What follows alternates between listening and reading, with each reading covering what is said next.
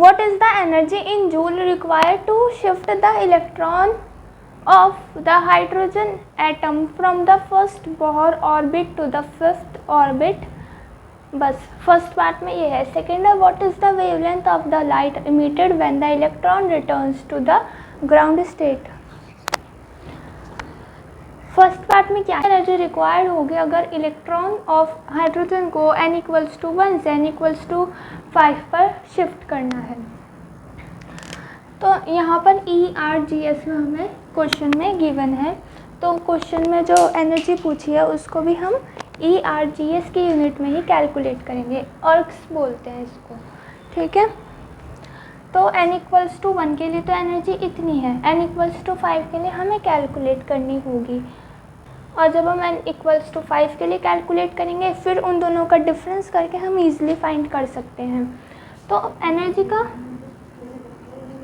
Formula एक general क्या होता है, माइनस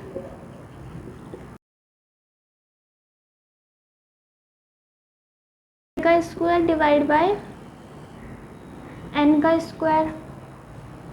ठीक है.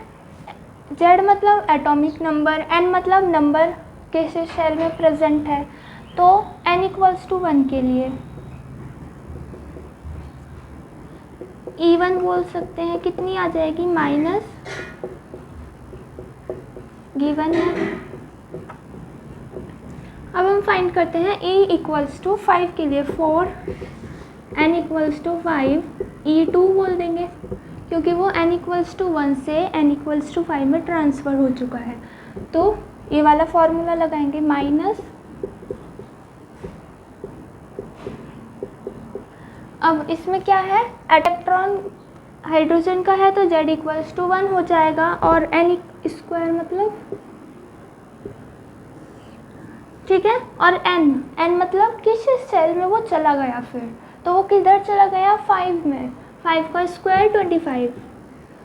अब इसको डिवाइड करेंगे, -0.872 इंटू 10⁻⁻11 ERGS. इसको हम ट्राई करेंगे कि जो ये पावर है ये सेम आए. क्यों सेम आए, क्योंकि जब हम एनर्जी डिफरेंस करेंगे तो पावर में कोई गलती ना हो जाए इसलिए.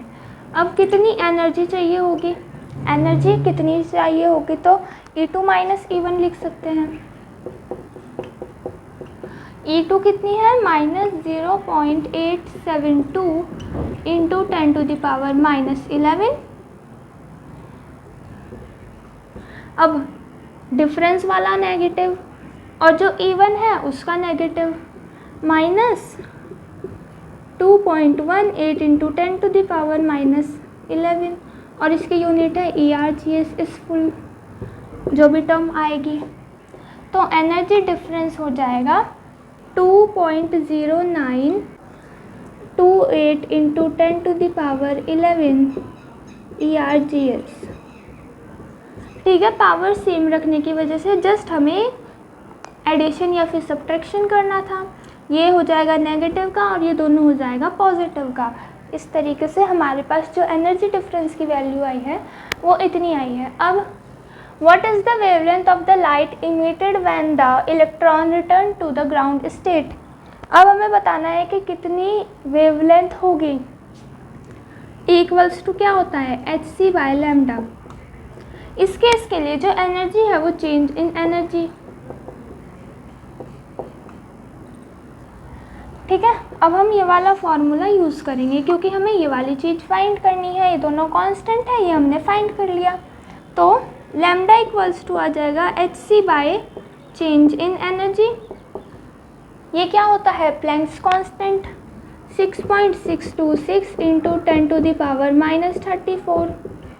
C की value 3 into 10⁸ by change in energy.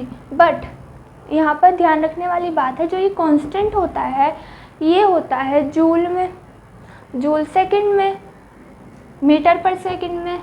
और जब ये एनर्जी हो गई ये ERGS में है. जब सब चीज़ें SI यूनिट में है तो हम क्या करेंगे, एनर्जी को भी हम जूल में कन्वर्ट कर लेंगे. तो ये वाली जो चेंज इन एनर्जी थी इसको जब जूल में लिखेंगे 2.0928 इंटू 10⁻⁻11 18 जूल। ठीक है, एनर्जी हमारे पास जूल में आ चुकी है। तो अब हम SI यूनिट वाली एनर्जी पुट कर देंगे।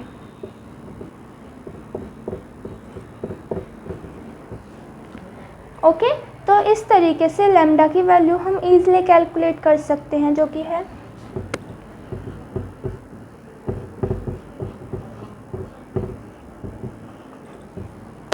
इतनी के इक्वल।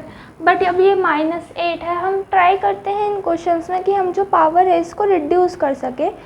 तो हम इसको एनस्ट्रॉम में लिख देंगे, 951 एनस्ट्रॉम।